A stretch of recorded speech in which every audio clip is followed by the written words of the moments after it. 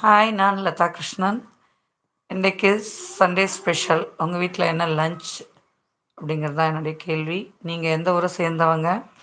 எப்போவுமே சண்டேனாலே நான்வெஜ் தான் இருக்கும் இல்லையா? அதுலேயும் பார்த்திங்கன்னா எங்கள் பிள்ளைங்களாம் வந்து சிக்கன் அதை தான் விரும்புவாங்க. எது உடம்புக்கு நல்லது இல்லையோ அதை தான் கேட்பாங்க. எனக்கு வந்து எது சாப்பிட்ணும் அப்படின்னு நினச்சிங்கன்னா மீன் தான்.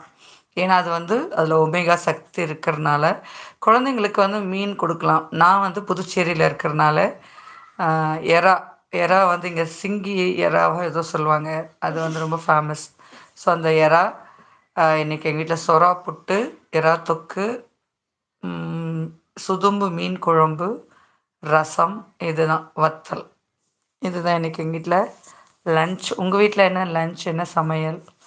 உங்களுக்கு இந்த பிரியாணி அப்படின்னு ஒரு விஷயம் அது கேட்டாலே சிலருக்கெலாம் மற்றது எதுவுமே ஞாபகம் வராது இல்லையா? அதுவும் மட்டன் பிரியாணி அப்படின்னு ஒரு சாரு, ஒரு பக்கம் சிக்கன் பிரியாணி. சிக்கன் அப்படின்னு சொன்னாலே பார்த்திங்கன்னா 100 அவுட் ஆஃப் 100 தான் சிலருக்கெலாம்.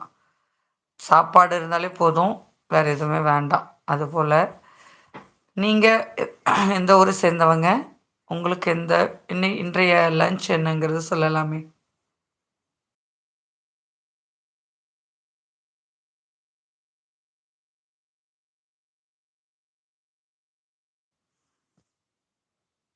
அதுவும் இன்றைக்கு இருக்க குழந்தைகள் பார்த்திங்கன்னா ஒரு 100க்கு 95% பிள்ளைங்க சிக்கனை தான் விரும்புகிறாங்க. அது ஏன் அப்படிங்கிறது எனக்கும் தெரியல.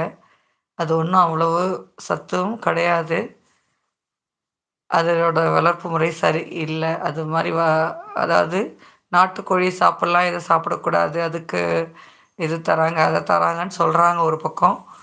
அது இன்னொரு பக்கம் டாக்டர் வந்து சாப்பிடலாம் அப்படின்னு ஒரு ஒப்பீனியன் இல்லையா?